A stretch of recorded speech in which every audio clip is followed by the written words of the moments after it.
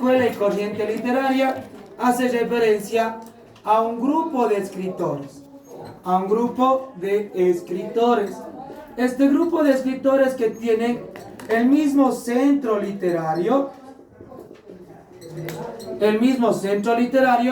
y además de tener el mismo centro literario, se caracteriza fundamentalmente, repito, se caracteriza fundamentalmente en lo siguiente: en que tienen el mismo centro literario, la misma característica de los personajes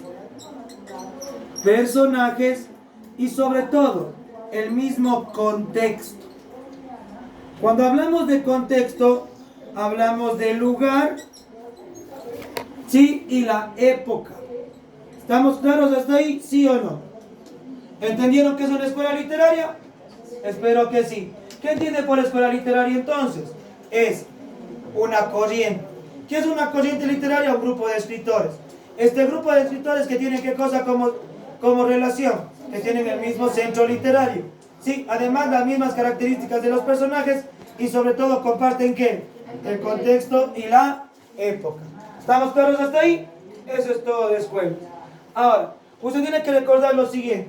Siempre una escuela, escuche con esto, siempre una escuela va a contradecir a la otra. Es decir, si aquí tengo la primera escuela, ¿esta va a tener contradictos? No, ¿por qué? Porque es la primera. La segunda va a contradecir a la primera. La tercera va a contradecir a la segunda. La cuarta contradecirá a la tercera. Y así hasta llegar a todas las escuelas literarias. ¿Estamos claros hasta ahí? ¿Sí o no? Sí. Siempre recuerden eso. La escuela literaria va a contradecir a la escuela anterior. Sí. Entonces, es decir, por ejemplo, digamos que yo soy la escuela antigua. La escuela que viene después, digamos que es Erika y la otra es Pamela. Yo digo que el hombre es todo lo más bonito del mundo. Erika, ¿qué va a decir?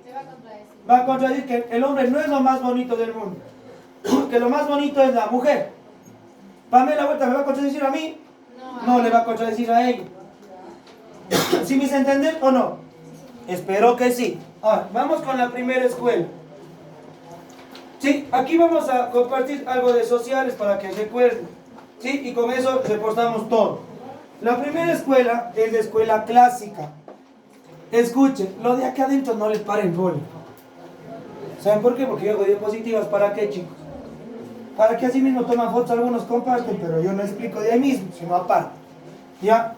Entonces recuerden esto. El clasicismo se conoce como escuela clásica. ¿En qué se caracteriza el clasicismo? Como es una escuela, ¿qué vamos a decir? Que es un grupo de ¿qué? Grupo de escritores. Muy bien.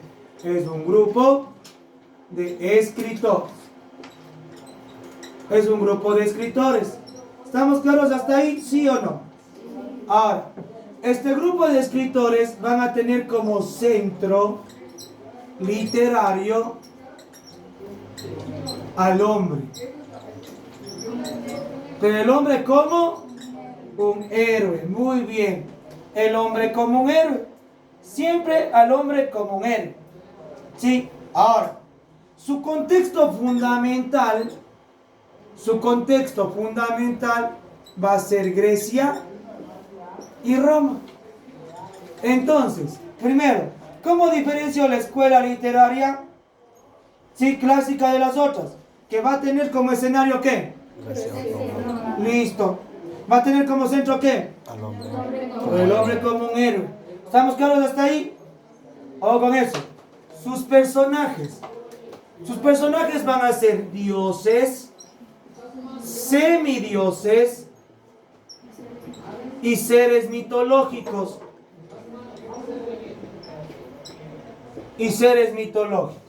Dioses, semidioses y seres mitológicos. ¿Qué estamos diciendo? Si tengo dioses, semidioses, ¿qué literatura va a ser? ¿Entendieron o no? Ahora, recuerden, el contexto que siempre va a ser Grecia y Roma. Ojo con eso. Eso va a ser el centro de la literatura. ¿Sí? Hasta ahí. ¿Quién no entendió? ¿Está facilito, sí o qué? Sí. Ahora, el clasicismo introduce a la literatura dos géneros. dos géneros. En un género, dos subgéneros, perdón. La épica y la epopeya. Entonces, chicos, ¿qué estoy diciendo con esto? Que la épica, ¿dónde va a ser el escenario? Grecia, Roma. ¿Y el hombre qué va a hacer? ¿Va a tener qué cosa? ¿Y entendieron? La epopeya, ¿dónde va a narrarse? Grecia. ¿Qué va a tener como centro? Al hombre como héroe. ¿Entendieron? Ahora, ¿cuál es la diferencia? Pilas con esto, y con esto le van a entender muy bien. La diferencia en la épica, que digamos aquí, es un poco más realista. Es decir, aquí los dioses no intervienen en la narración, pero de forma activa. No intervienen en la narración de forma activa. Es decir, solo se nombran. ¿Entendido hasta ahí? ¿Sí o no? Ya les voy a indicar para que entiendan mejor. Y en la epopeya, los dioses son parte activa. Parte activa de la narración. Son parte activa de la narración. Son parte activa de la narración. Ejemplo. Solo para que lo entiendan. De esta manera. Escúchenme bien. ¿Qué pasa si yo digo, por ejemplo, digo de esta manera? Ya. Digamos, Oscar camina por la calle y se le presentó Zeus y se dieron de puñetes. ¿Qué va a hacer eso? Epopeya. Pero ¿qué pasa que si es que Oscar camina por la calle y ve una chica despampanante y dice, oh Dios Zeus, dame la sabiduría para poder vacilar con él? ¿Qué sería? Épica. ¿Entendieron ahí? ¿Sí o no? Ahora, eso va a partir ¿en dónde, chicos? ¿En dónde va a partir? ¿Sí? Va a partir de su representante principal. ¿Quién es su representante principal? Homero. Ese carnicero es un molestoso ya. Molesta. Déjale tranquilo, dale un puñete, ahora que es bravo. Vamos. ¿Sí? Homero. Este es el mayor representante de la literatura, ¿qué? Griega. Muy bien. Griega clásica. Literatura clásica. Griega. Ahora, Homero tiene dos obras fundamentales, que es la que sale en salen las preguntas de la prueba. Así que pilas. La una es la Ilíada y la otra es la Odisea. ¿Sí? La Ilíada y la Odisea. ¿Qué tienen que aprender ustedes, chicos? Nada más de estas obras. Ustedes se van a aprender medianamente los personajes principales de las dos. El contexto y el argumento principal. Pero traten de hacerlo muy fácil, de esta manera. ¿Sí? Verán. En este instante voy a enviarles. Bueno, pónganle pausa a lo que estén grabando. ¿Sí? La Ilíada y la Odisea. Personaje principal de la Ilíada, Aquiles. ¿No es cierto? Héctor.